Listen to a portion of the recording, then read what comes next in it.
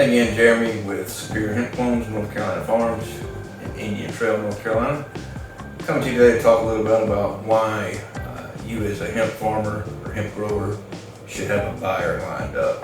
And when we say buyer, we mean where is your product going when you're finished with it and it's going to be out of your hands. I guess the number one reason, and this may sound silly and you would think you go without saying, but you want to make money, right? I mean, that's why you grow any crop, is to be successful. Without a buyer lined up, you're not growing, you're gambling. Just like we've said in other videos, don't put any more money into hemp than you can afford to lose altogether, but you're setting yourself up for failure if you don't have a buyer lined up well early in your game. When you come to us to discuss buying hemp, we talk to you on the phone when you come in and sit down. We talk about all this. We're going to ask you several questions. We're going to ask, what's your business plan? When we ask what your business plan is, we're wanting to know, what are your growing plans? What size grow are you looking to do? Are you going to grow this indoor or are you going to grow this outdoor? What product are you looking to grow? Are you going to grow CBD or CBG? Are you going to grow 25% of one variety, 25% of another, and 50 of another? Or are you going to go all in on one variety? What's that plan? But at the end of your business plan, or somewhere there towards the end, hopefully would be, who is your buyer? And that's one of the most prevalent questions that we're going to ask. Not that it's any of our business, not that we're going to try to reach out to your buyer. We don't necessarily even need to know the name or the specifics, but we want to know that you've got a buyer lined up.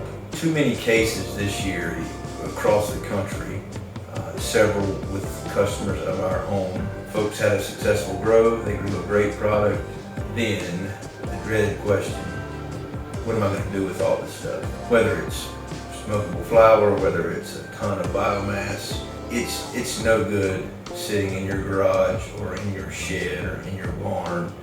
It needs to be at a processing plant or in the hands of the end buyer as soon as you can do that after harvest. The call I dread the most, and unfortunately I have taken more of them than I'd like to, is, hey Jeremy, this is so-and-so. Do you know where I can sell all this flour I've got in my shed or all this biomass I've got out in my barn? And the unfortunate answer that I have to give all of them is, unless there's been some miracle that day and I've received a call from somebody who's looking for it, the answer is no, I don't. I'll certainly try to help. We have this year jumped on several Facebook groups. We've tried to not necessarily market any of our customers' product, but we certainly go the extra mile to try to put feelers out there without feeling like we're in the middle of being a broker to sell product, because that's not what we do. I can't stress enough that if you're going to grow hemp, not just hemp, if you're going to grow any product, that you have a buyer lined up. Know what you're going to do with that product. Or if you don't need a buyer lined up, if you're going to grow it for your own testing purposes or your own research or your own use, that's your business. That's not the case with probably 95% of the folks that are getting into this industry. You're doing it to turn a profit, understandably. Again, have a buyer, find a buyer, know your buyer, trust your buyer. You'll be okay when it's all said and done. Thanks. Call us anytime, 704-776-9229.